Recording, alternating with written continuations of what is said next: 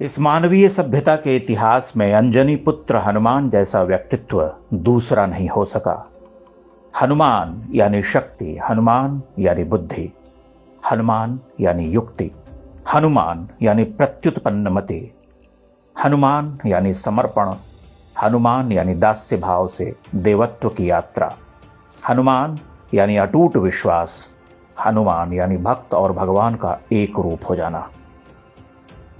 हनुमान पर विचार करते हुए हमारा रोम रोम पुलकित हो उठता है। जिन हनुमान को ध्यानधर स्वयं रघुवीर भरत से कहते हैं कि भरत भाई कपि से उरिन हम नाही, उन हनुमान से भला हम कैसे उरिन हो जाएं। हनुमान में कैसी विराट शक्ति है, किंतु कैसी विनम्रता है।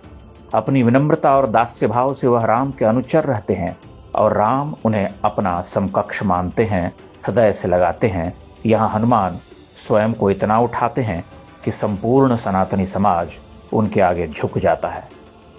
हनुमान धर्म से धर्म को जोड़ने वाले सेतु हैं। हनुमान से उज्जवल, धवल और सकारात्मक शक्ति कोई नहीं। हनुमान का स्मरण ही रोग मुक्ति है। हनुमान प्राणवायु हैं। राम की शक्ति पूजा कविता में निराला लिखते हैं, वारित सौमित्र भल्लपति अगणित मल्लरोध, गरजित प्रलयाब्द क्षुब्ध हनुमत केवल प्रबोध। यानी जब रावण सौमित्र और जाम्बवान जैसे महावीरों को पराजित कर देता है, तब समुद्र क्षुब्ध होकर गरज उठता है, लेकिन केवल हनुमान में ही प्रबोधनी शक्ति रह जाती है। हनुमान चालीसा और स्वयं हनुमान कितने पृथक हैं। हनुमान कौन हैं और चालीसा ने उन्हें हिंदू समाज से किस तरह से जोड़ रखा है।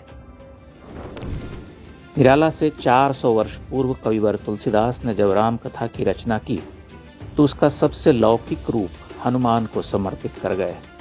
उनके अद्वितीय काव्य संसार का सबसे लोकप्रिय अंश हनुमान चालीसा है। हनुमान चालीसा से अधिक चित्त प्रिय, सरल, सुग्राह्य, स्मरणीय और हृदय में धारण किए जाने वाला भक्ति पाठ दूसरा नहीं है। यह तुलसीदास की विलक्षणता थी कि उन्होंने हनुमान को स्वतंत्र सत्ता देते हुए भी उन्हें सदैव राममय किए रखा। भक्त और भगवान की वैसी ही दूसरी जोड़ी संपूर्ण हिंदू संस्कृति में खोजे नहीं मिलती। इसीलिए हनुमान चालीसा में भी वह कहते हैं, राम रसायन तुम्हारे पासा। और इसीलिए हनुमान को भज लेना राम को ही भजना है। हनुमान जी से बड़ा लोक देवता कोई नहीं है। वह सर्वप्रिय, सर्वाराध्य, अपार शक्तिशाली, सर्वथा प्राप्य और करुणावतार है। वह विकल हृदय की पुकार सबसे पहले सुनते हैं, हमारा अनुभूत है। वह हमारी व्याख्याओं और शब्द शक्ति से परे हैं। वैसा लौकिक और पारलौकिक देव दूजा नहीं है। और उस देवता से जुड़ने का सबसे सरल सुंदर सूत्र है हनुमान चालीसा। उसकी शक्ति विराट है, उसकी महत्ता उत्तर से दक्षिण तक है। MS सुब्बुलक्ष्मी ने भी डूबकर हनुमान चालीसा का पाठ किया है। 5 वर्ष का बालक भी उसे पढ़ता है और 100 वर्ष का वृद्ध भी उसे नहीं भूलता। हनुमान चालीसा ने कोटि कोटि हृदय को जो बल दिया है वह अतुलित है। अगर रामचरितमानस लिखकर तुलसी ने भारत के हिंदू समाज पर उपकार किया है, तो हनुमान चालीसा लिखकर उन्होंने महोपकार किया है। उसकी महिमा को किसी निष्कलुष बालक से पूछो, महाज्ञानी संत से पूछो, नीम करोली बाबा से पूछो, करोड़ों करोड़ हिंदुओं से पूछो। हनुमान चालीसा एक विद्युन्माला है, एक महातरंग। उसकी सरलता और महत्ता को समझने के लिए सहज होना पड़ता है।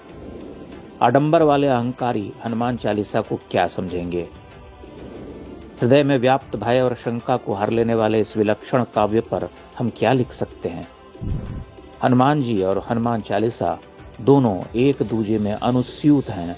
उन्हें एक दूसरे से पृथक किया ही नहीं जा सकता।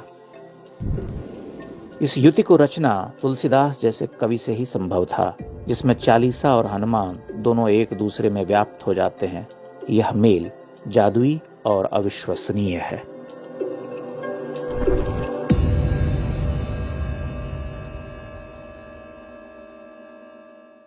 इंडेक्स ऑनलाइन के वीडियो समाज को समर्पित हैं। आप इनको डाउनलोड करके जैसे चाहे वैसे प्रयोग कर सकते हैं। चाहे तो आप हमारे टेलीग्राम चैनल से जुड़ सकते हैं। वहां सारे नए पुराने वीडियो आपको मिल जाएंगे। हमारे सोशल मीडिया लिंक हर वीडियो के डिस्क्रिप्शन में होते हैं। हमारा एकमात्र उद्देश्य हिंदू समाज को जागृत और एकजुट करना है। इसमें सहभागी बने। धन्यवाद।